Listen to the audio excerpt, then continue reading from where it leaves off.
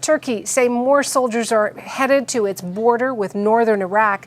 12 soldiers were killed and 8 remain missing after an attack yesterday by Iraqi-based Kurdish rebels.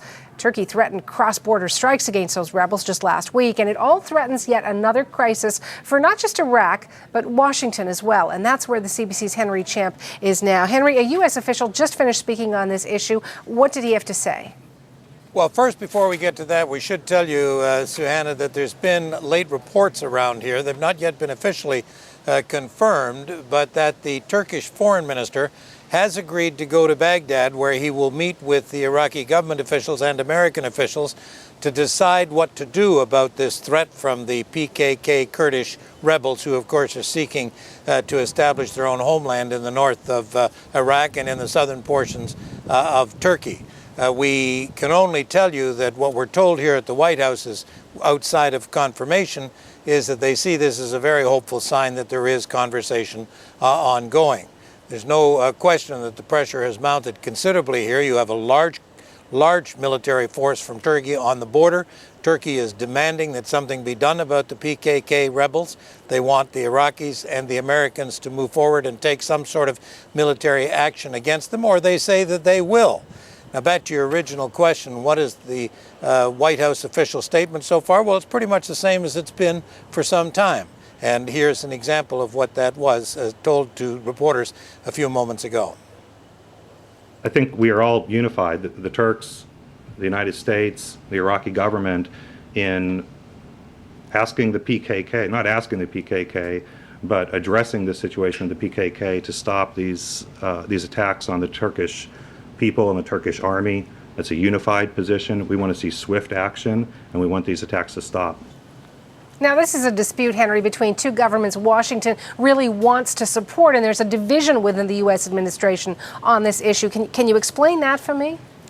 There's no question it's a wide division, and it's one that doesn't seem to be coming very close to a solution.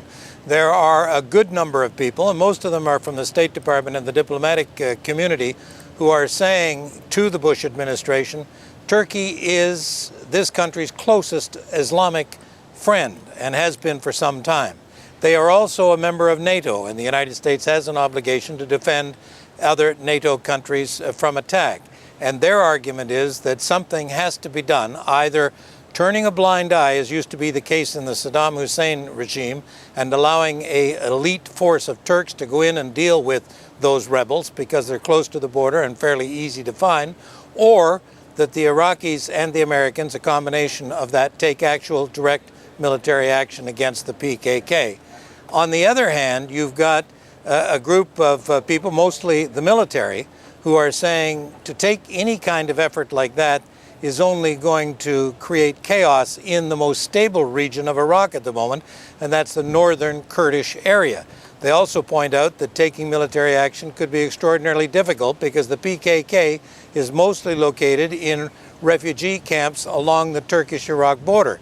And the simple business of military strikes from the air, things of that kind, could cause enormous civilian difficulties. So there doesn't seem to be any solution to that kind of issue so far.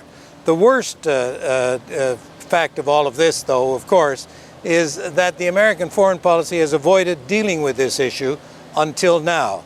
The PKK have discovered and realized that it's time for them to seek some sort of international support and action, perhaps move the Kurdish population of the north more directly into their side, and they have established this raid on Sunday, which killed so many, and they have now kidnapped a number of Turkish soldiers.